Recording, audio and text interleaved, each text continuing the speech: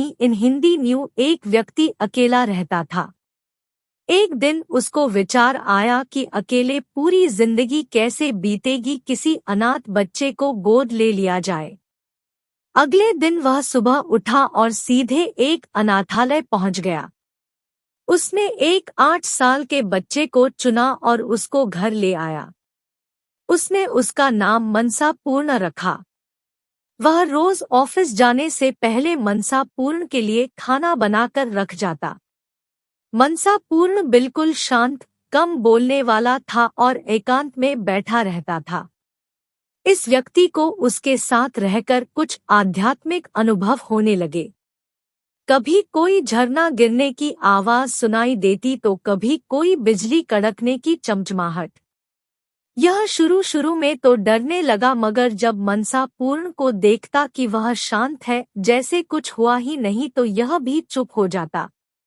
एक दिन शाम को जब यह ऑफिस से घर आया तो इसने देखा कि मनसा पूर्ण घर पर नहीं है। इसने सारे घर में देखा, घर के बाहर चारों तरफ देखा, आवाजें लगाई, मगर मनसा पूर्ण कहीं नहीं मिला।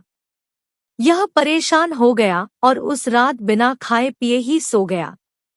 अगले दिन ऑफिस चला गया, मगर वहां मन नहीं लगा। किसी तरह शाम को घर पहुंचा, यह आश लिए कि शायद मनसा पूर्ण आ गया होगा, मगर निराशा ही हाथ लगी।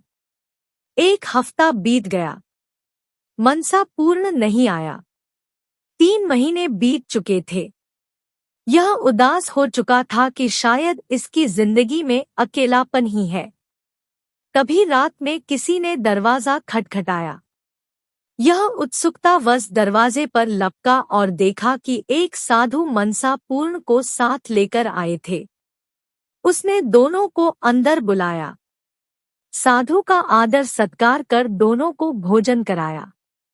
तब साधु ने कहा कि यह जो तुम बच्चा लाए थे, यह एक सिद्ध पुरुष है।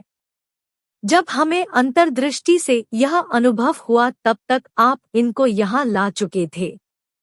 हमारे पूर्व गुरु महाराज ने कहा था कि आने वाले गुरु आपके अंदर दिखाई देंगे। हम उसी इंतजार में थे। जिस दिन हमें रात को अनुभव हुआ कि गुरुदेव वहां अनाथाश्रम में प्रकट हुए हैं, हम वहां गए तो पता लगा कि आप उनको यहाँ ले आए हैं। साधु ने उस व्यक्ति को कहा कि तुम अगर चाहो तो इन्हें गुरु रूप में स्वीकार कर सकते हो। मैं इनको इनके आश्रम दिखाने ले गया था। तुम चाहो तो हमारे साथ चल भी सकते हो। तब उस व्यक्ति को उस बच्चे के साथ बीते कुछ दिन याद आए और वह आवाजें और प्रकाश के झोंके याद आने लगे।